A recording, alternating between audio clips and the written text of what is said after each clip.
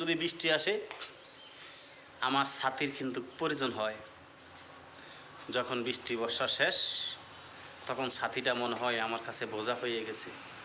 যখন আমি গাড়িতে চলি, সিএনজিতে চড়ি, অটোতে চড়ি, যখন বৃষ্টি ঝড় আসে তখন সাইডের পর্দাটা খুবই প্রয়োজন। এমনভাবে যত্ন করা রাখা হয় যেন আমি না ভিজি। বৃষ্টি বর্ষা শেষ সেটাও আমার কাছে অনেক বোঝা, আমার মন চায় সেটাকে আমি ছিঁড়ে ফেলে দেই। কিন্তু মানুষের বেলাও এরকম, যতক্ষণ তোমার প্রয়োজন লাগবে, যতক্ষণ তোমারে কাজে লাগবে, ততক্ষণ তোমারে ব্যবহারে করবে, তখন তুমি ভালো। যখন তোমার প্রয়োজনে ব্যবহার করা শেষ তখন তার কাছে কিন্তু তুমি অনেক একটা বোঝা হয়ে যাবে ভাই।